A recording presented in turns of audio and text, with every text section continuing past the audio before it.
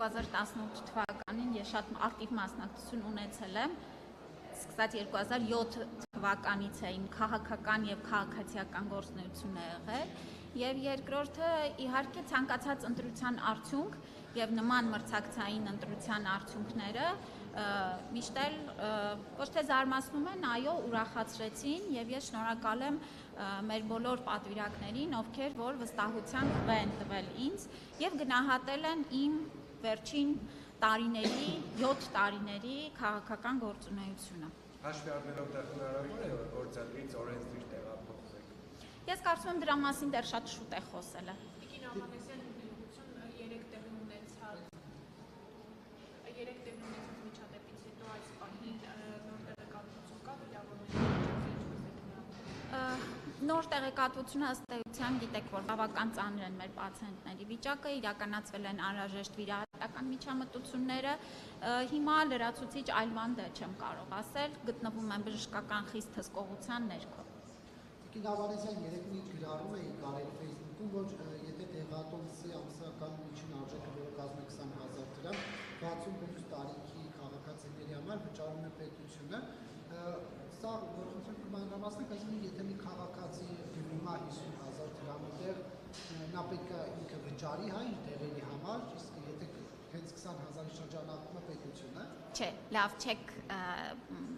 գրածը լավ չեք բան արել, կարդացել։ Ես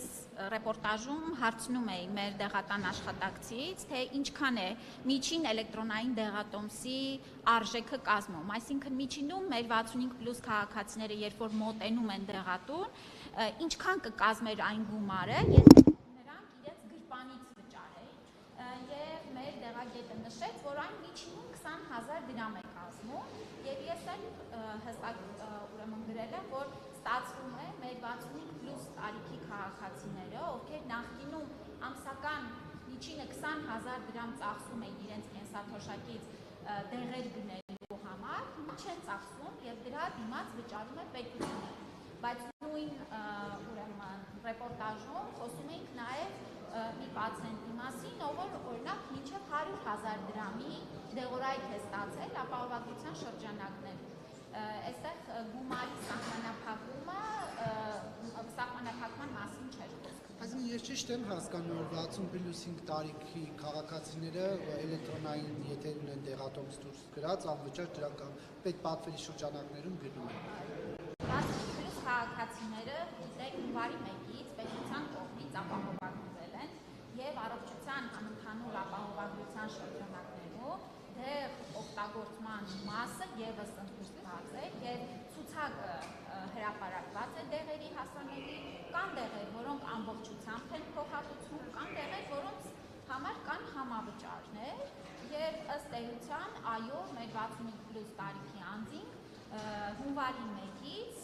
ապահովագրության շրջանակներում շատ մեծ ֆինանսական խնայողություններ են իրականացնում։ Սա վերաբերում ոչ չի վերաբերում միայն դեղերին, այլ նաև հենց բուժօգնություն ստանալու մասով 65+ քաղաքացիների ընդհանուր համամասնությունը մեր այցերի թվի մեջ, որ դիտարկում ենք, 50%-ից ավել է։ Ես սա էլ ուզում եմ ընդգծել, որ տարիներով կուտակված մեր քաղաքացիների առողջական խնդիրները ի վերջո լուծում են ստանում, ի վերջո մեր սիրելի հայրենակիցները կարողանում են վերականգնել իրենց շատ ուղղությունը, փրկում են նրանց կյանքը։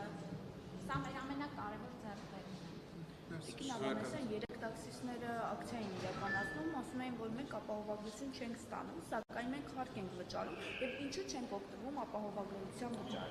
ապահովագրությունից։ Ուրեմն տեսեք, քաղաքացիական պայմանագրերով աշխատողները ապահովագրվել են 2027 թվականի հունվարի 1-ից, բայց ճիշտ ասած ինձ համար շատ ուրախալի է, որ մեր վարորդները տեսնելով ապահովագրության այն կարևոր ձեռքբերումը, որը մեր այլ քաղաքացիներ ունեն, իրենք եւս հայտ են ներկայացրել, որ ընդգրկվեն ապահովագրության շրջանակներում։ Մենք առաջիկայում իհարկե կքննարկենք այս հարցերը եւ կհասկանանք ինչ հնարավորություններ ունենք ըստ էության մինչև 2027 թվականի հունվարի 1-ը նրանց եւս դիտարկենք։ Շնորհակալություն։ Տիկին Ավանեսյան, բայց